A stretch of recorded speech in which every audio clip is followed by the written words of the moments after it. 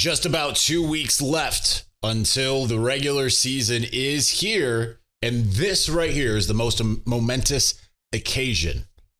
It's the return of the Michigan Mailbag after, a month? We're doing it right here on this episode of Locked On Wolverines. You are Locked On Wolverines, your daily podcast on the Michigan Wolverines, part of the Locked On Podcast Network.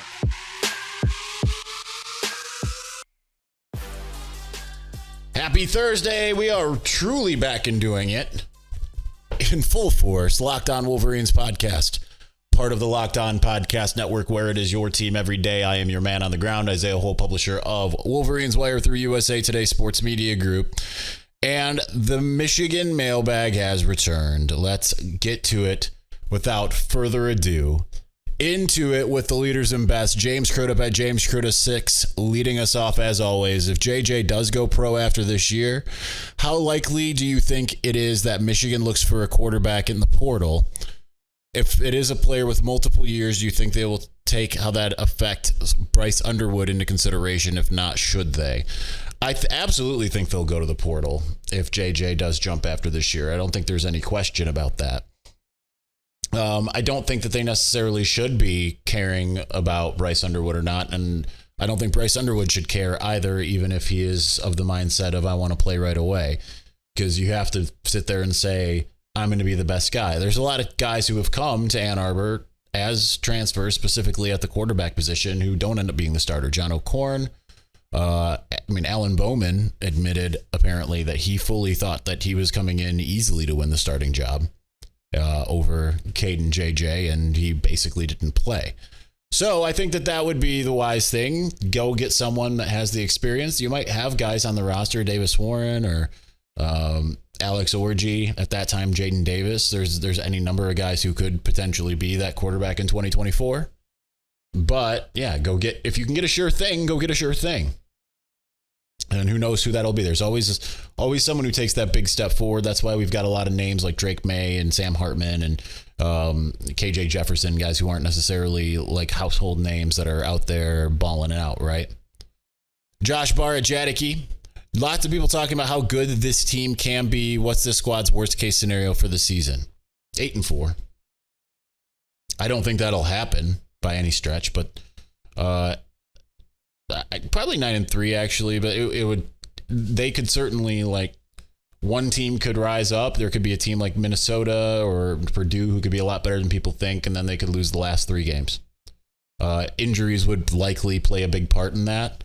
Certainly, I think that you would have looked at the 2007 schedule and thought that 8-4 in the regular season was going to be a ridiculous notion, and then they went out and lost the first 2 games and then lost the last 2 games. So it's certainly possible. That was the number 5 team in the country.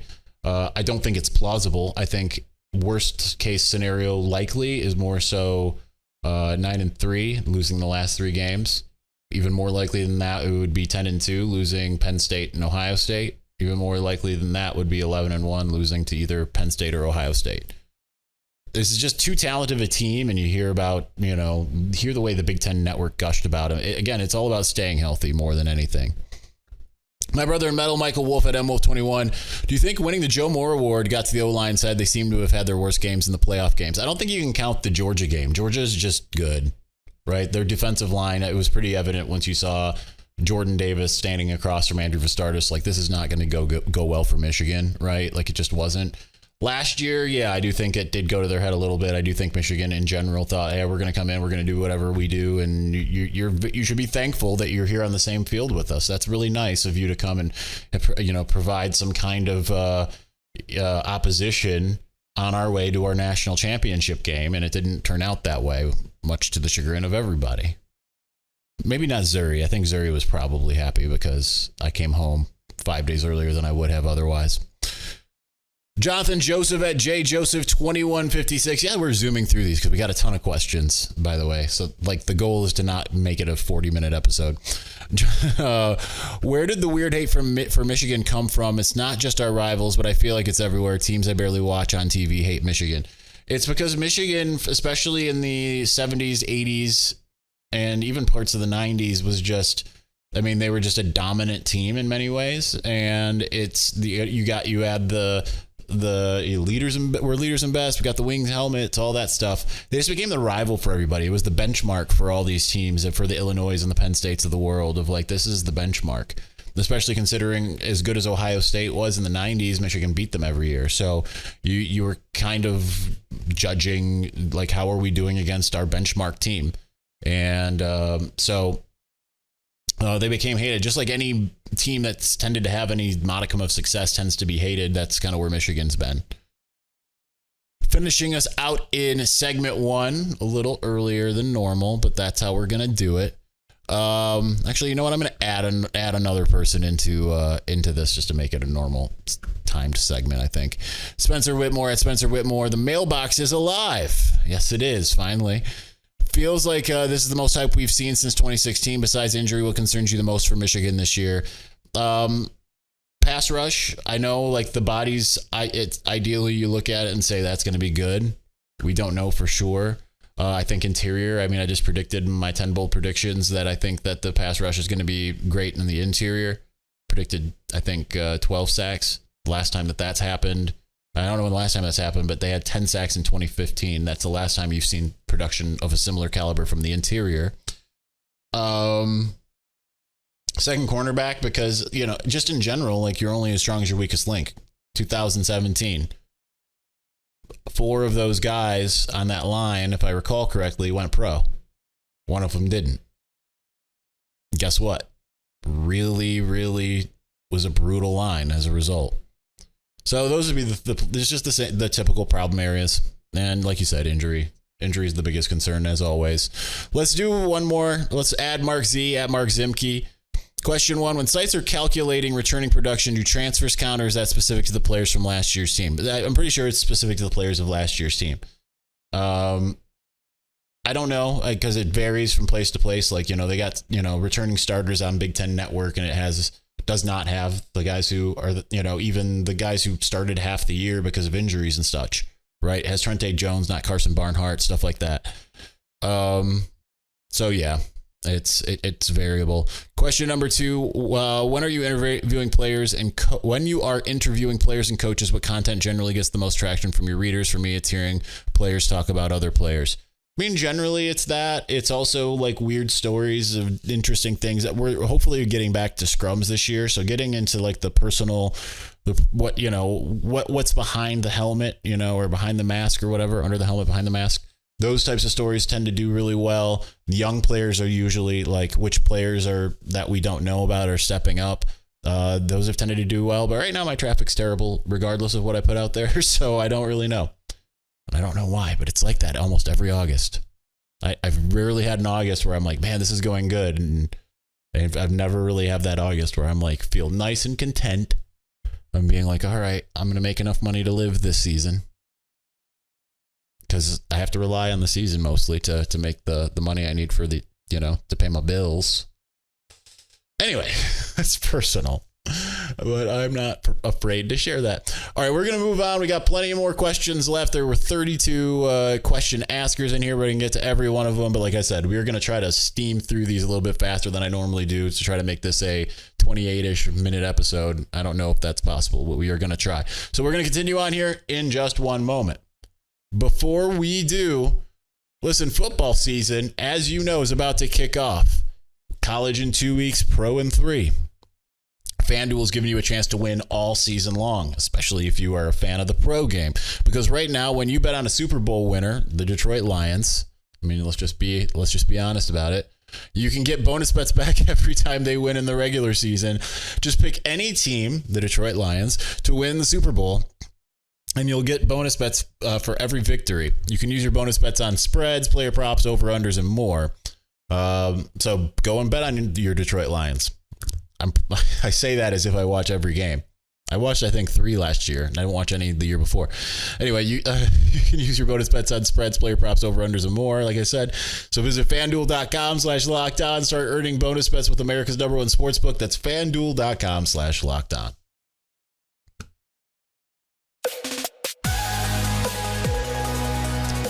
All right, so many more questions now that we move into our Victor's Valiant. Lots of people, missing some people for sure, but lots of, it's a little lighter than it normally is. Normally it's like a 15-minute segment. I think we can do this in 10. We'll see. I'm not doing this to like rush against the clock. It's just, it's just returning to it. That's a whole different thing after having had some time away from doing the mailbag. It takes a little bit more, even though I've told you before, I don't read these in advance. Sometimes I glance at them. I want to give you my unfiltered opinion on anything you ask, which is why I don't, but formatting my sheet and all of that takes forever. So anyhow, Rich Nelson at Rich Nelson 1. DraftKings gives Ohio State better odds than Michigan to win the Big Ten. How many more years do we need to beat OSU and win the Big Ten until we get the preseason respect that this team deserves? I mean, if Ohio State keeps recruiting the way it's recruiting, you might not ever, because it will just constantly be, unless they start having 9-3 seasons, it's just going to continue to be.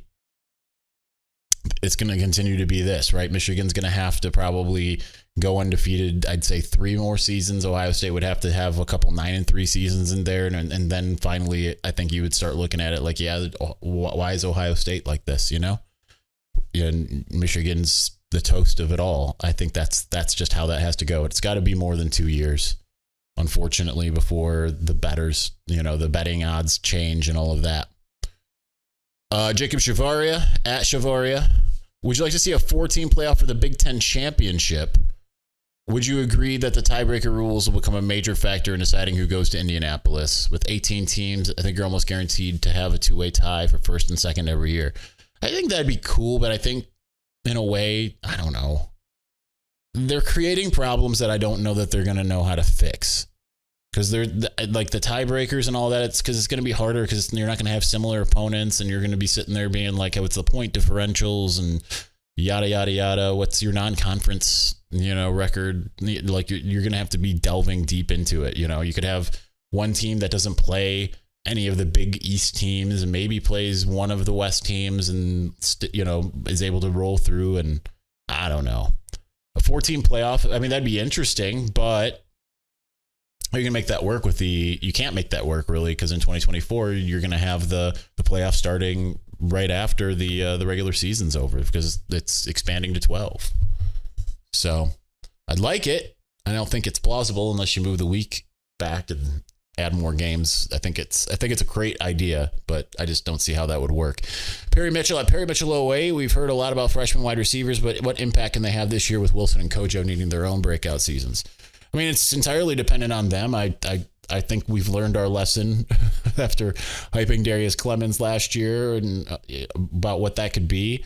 Generally, you look at freshman wide receivers and it takes them a little while. Even the times where Michigan's been like, yeah, this freshman's going to go right now, doesn't usually end up working out that way. That said, I mean, if you hear about getting out of their breaks, the route running, the hands, all of that, Jim Harbaugh is enthusiastic about them. I wouldn't be surprised if one of them comes out and does stuff, but I think Roman Wilson's going to probably be that guy. And then I think you've got the tight ends, and that's a game changer there as well. So it's going to getting your hands on a ball is going to come at a premium. I'm not the one at William Cawthorne 9. Why doesn't Jason Avant and Steve Breston get more love? They were good players who had decent NFL careers. I don't know. I think that era just was marred with sadness in the end. 4 straight losses to Ohio State. Well, I know that I'm kind of going past their careers. I'm talking about my time at Michigan, because Jason Avant was gone for 2 of those years. Breston was there for most of that. I think he was. When did he graduate? 06? I don't think he was there in 07, was he? I don't remember. Avant was it. It was kind of sad, I thought, because like they had like when he was like the only receiver after Braylon left for a minute. I mean, they had Mario Manningham and Adrian Arrington, but they were still coming into their own. It was 2006 when they took a big step forward. So I don't know. I just think that also when players leave, it's kind of unless you're Tom Brady, big shrug. I don't think people care that much about Chase Winovich as much as they did, for instance. That's just unfortunately how it works in and around Ann Arbor. For people talking about Harbaugh leaving after this year, what's your opinion on that matter? I'll believe it when I see it. Right? Like he had a Denver Broncos job offer reportedly last year and turned it down. It'd have to A, be a good job offer. B, it'd have to not like where Michigan is. B or C, it would have to probably come with a suspension. It would take the same type of perfect storm to get him out of Ann Arbor as it took to get him in. That's how I look at it. Still got kids in school, and I think he's comfortable in Ann Arbor, and I think that that's a good thing for Michigan. Clark at Blue for Life 8. Why don't you think college teams scrimmage each other during summer camp like they do in the NFL with combined practices? Is it too many kids still learning the playbook, or does the NCAA just not allow it? I don't know why. I would love to do that in spring, right? Take a team that's not on your schedule and play a scrimmage against them. I think that would be amazing, right? That'd be a heck of a lot better than the annual spring game as it stands right now. You'd actually get a real taste of football. I don't know if there's a reason why or why not. I'm not well versed on that. Ike Hamlin, the Rican Raider, changed his name to at Hamstand 87. Do we have any red shirts yet? I mean, I don't know. It's way too early to tell, you know. You could have a guy that comes out like Imeric Kumba that you would think is a red shirt and ends up being an absolute beast in year one. It's too early to tell. We won't. And you don't know what guys are going to be on special teams either. Joshua Carlson at Joshua WFF 96. From your perspective, what is going on with recruiting? We're going to have a lot of people that asked about the recruiting thing. We'll just give them honorable mention when we get there. We've been in an awful slump for what people were so excited about as one of the best recruiting classes over 3 months ago. Flips and head-to-head losses. What's up? I mean, NIL is a big part. I know that someone else asked about Jim Harbaugh of it all. Kind of the uncertainty and with the NCAA violations. I think negative recruiting is playing a part. I think it's weird considering how good Michigan is. You know, Jerome Moore said like winning is the best recruiting tool. It's not the only recruiting tool anymore. If this was 4 years ago, I don't think they'd be losing guys. I think you'd have guys knocking down the door. So I don't know. It's weird. I can't really tell you what's up because I don't know, except for NIL. I do know that there are guys that Michigan's missed out on because other teams, the number that I was given was $150,000 for a couple of the different players that it appeared Michigan was leading for that went somewhere else. I'm not going to tell you who. I'm not going to tell you what schools because I can't. I have to preface that. Every time I don't share that I can't, I get an angry email. Why'd you tell us part of the information? As always, I'll tell you what I can tell you. Sometimes I tell you what I'm not supposed to tell you. And I think sometimes the audience for this show gets too accustomed to me saying things I shouldn't. And then they're like, give us everything. I'm like, well, if I give you everything, then eventually I'll give you nothing. That's how that works. Sean Stites at Sean Stites 16. I would characterize the likelihood that the NCAA investigation into Jim Harbaugh in Michigan means Jim Harbaugh leaves if he wins at all. Impact now on recruiting due to negative recruiting tactics, increased severity of punishment versus Michigan fighting and crippling NCAA death knell. I don't know if I understand what you're saying. I'm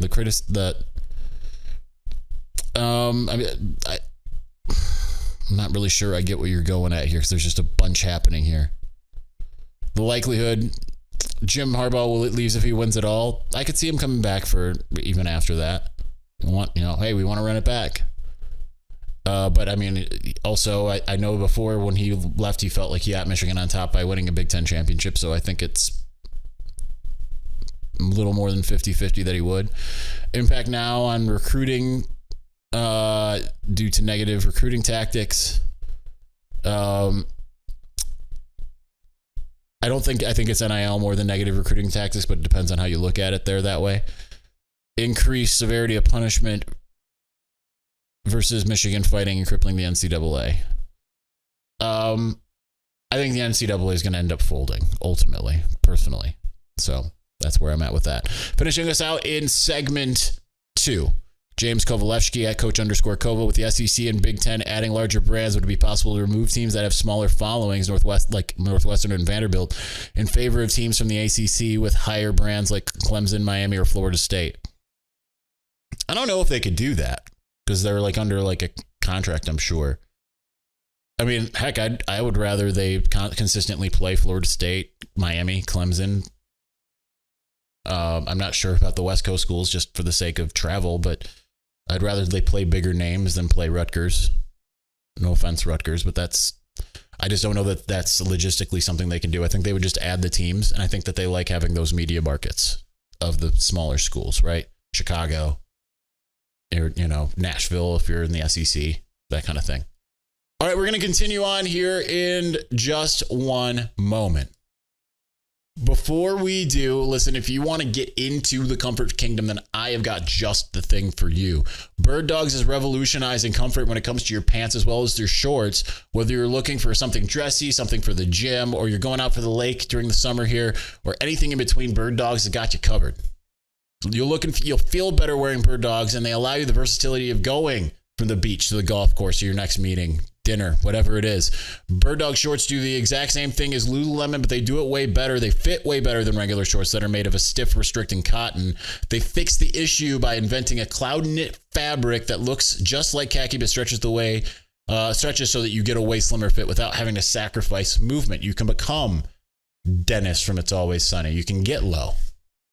Birddogs uses an anti-stink sweat wicking fabric that helps keep you cool and dry all day long. So go to birddogs.com/LockedOnCollege or enter the promo code LockedOnCollege. Get that Yeti style tumbler for free. That's birddogs.com/LockedOnCollege, or you can use the promo code LockedOnCollege for a Yeti style tumbler. You aren't going to want to take off your Birddogs. We can promise you that.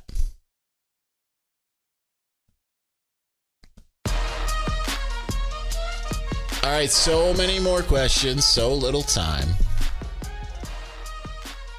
Start with my favorite event staff member, Mick Pearman Mick. Yeah, he's out there on the sidelines with me. Also, shout out to his wife, Vicky. Shout out to Ray. And there's a million people to. I know his name's not Derek. I always want to call him Derek. There's a lot of them. I'm not trying to show favoritism. I love Mick, though. Who is winning the war for a backup at QB? Don't know that yet. I do feel like it's probably Davis Warren's probably going to be the guy, but Jack Tuttle's certainly shown some things, but I'm going to go with Davis Warren. We're going to rapid fire these. Jay Sarkar, at JD Sarkar, friend of mine as well. Do you see Corman Edwards being on a pitch count until conference play begins in the terms of sharing backfield duty? No, I mean, I think they'll be on a pitch count regardless in a way. Keep them fresh, keep them healthy. But I don't think you're going to see Corum necessarily running 30 times a game like he was there for a while, which could hurt his yards. But, but no, I don't think they're going to wait till conference play. I think it will just be like they'll get a certain lead and then say, okay, you guys off. Let's bring in CJ Stokes. Let's bring in Benjamin Hall, all that kind of stuff. Silver Bampy, at Silver Bampy, what away stadiums do you enjoy going to and which away stadiums do you not enjoy going to? I most enjoy Penn State out of everywhere. I second Nebraska, I would say. Indiana I don't like the drive, but I enjoy the stadium for the most part. I weirdly don't particularly care for Camp Randall. I couldn't tell you why. Just feels a little concrete-ish. That's why I also don't like Ohio State. It feels like you're in a concrete jungle. I know I'm pretty rare in that, but I don't love them. Weirdly, don't mind Michigan State, same deal, but don't mind Michigan State. I think it's just because I like that I get to sleep in my own bed. But and then Maryland and Rutgers, those stadiums are awful, but I like the proximity to DC and New York City, so it kind of overrides that. Jack Lang at Jack L. Lang. If JJ and Will J go down, can Michigan still win the Big Ten? Yeah, I think because you've got the important things. You've got the line play, the front seven, and I think you've got a strong enough offensive line and running backs that you can overlook some of that, right? You can make the cornerback, the pass defense will be better, I think, just by virtue of I think there will be a better pass rush. So, okay, I lost my spot here. What is the floor for this team? Likely including unhealthy scenarios like that one. And like I said earlier, 8-4. Fanatico at Fanatico 2009. If JJ and Caleb Williams switch teams, would their narrative switch too? Yes. Imagine JJ on a Lincoln Riley offense against Pac-12 defenses. 100%. 100%. Right? Alan Bowman was like a 3,000-yard passer for Texas Tech. Right? It all depends on scheme to some degree. Dan Ely at D248. Why am I not hearing much about Cole Cabana? What's the story? Is he healthy and practicing? I believe he is now. He wasn't in the spring. Is he performing well? Will he see the field this year? I think he'll see the field some. I've heard some things from, I think Chris Ballas was talking about him. I've heard some things, but no, he hasn't been mentioned in any press conferences. But, I mean, it's just a loaded room. It's hard to get everybody involved at the running back position. McCook Minion at McCook 2002 ranked the cheeseburgers of national chain restaurants. In-N-Out Burger is probably my favorite. My second favorite, weirdly, is probably Buffalo Wild Wings, which is weird because they didn't have burgers once upon a time, but they have a Hatch Burger that I adore. Actually, I probably like it better than In-N-Out Burger. I'll throw Rally/Checkers up there. There's a lot of them that I've had that I can't recall. Right? Like I can't recall the one time I ate at Whataburger. Whatever. And then the traditional ones. Burger King would have been number one back in like 1997, but they've fallen off. McDonald's is actually, they've fallen off too. I mean, they're better than they used to be, but and you can kind of customize your burger to get a little bit better. Sometimes I get a quarter pounder with bacon and mayo on road trips home. But they used to have a burger with bacon jam and onion rings that was just unbelievable. That was like the best. John Dreyer at Dr_Dre23. Why are recruits slipping and why are we losing out on 5-star recruit battles? See my above comment about $150,000. Michigan 4523, I get it. At Wolverine Wise. What do you want to see out of the offense weeks 1 through 3? Seems like an opportunity to throw the ball on 60% of the plays, develop the early chemistry, and reduce the wear and tear on Corman Edwards till Big Ten play. Yeah, still want to see some creativity as if they're playing bigger opponents in the long season. Don't just hold everything back. I want to see the deep ball work. I want to see the run game still work. I want to see some using Corman Edwards in the pass game. I just want it to look like end of season form early in the season, like Ohio State has almost always tended to. Tom Sampson at Samson Go Blue. Do you think the recent decommitments are related all to NCAA mockery with Jim Harbaugh? No, I don't really think so. I mean, I think maybe it's part, of the negative recruiting. Look, he's going to be suspended. He might not even be there. It's typical, what have you. Charles Adamek at Adamek_Charles. Is there any Michigan player you think might have been overhyped?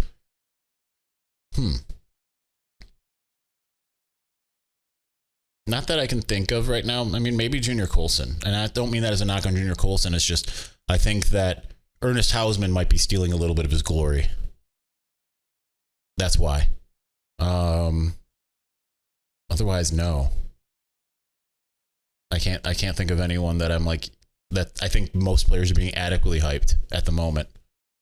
Mankins Ghost at Brian Mills Fist. What's wrong with recruiting? We covered that. Kornacki Wolverine report at D's Kornacki. That's Derek Kornacki, Steve Kornacki's son. Is there a better young broadcaster in college football than Jake Butt? No, absolutely not. Number one, you got to start here on this show, so I can't. How am I going to bet against him? But I texted him after watching the Big Ten fall camp report at Michigan, and I was like, dude, you're just become a complete pro. He was already a pro, but kid from Cleveland at it's Timmy_Turner. What's happening with all the recruits leaving? We covered that. And Scott Joelman at Skull Joel 13 finishing us out. I'm going to the state game and I'm trying to figure out where the best spot to tailgate at. Good luck. I don't know anything. I barely know about Michigan tailgating because when I was in college, I tailgated at houses of people who I was friends with that lived along the way. As an adult, I've tailgated at both the golf course and at Pioneer. But the state game is in East Lansing. I don't know. I have no idea. So ask someone that knows something about going to East Lansing because I've clearly never tailgated there. All right, that's going to do it for us today. Thank you for watching. Thank you for listening. We'll be back on Friday. Peace.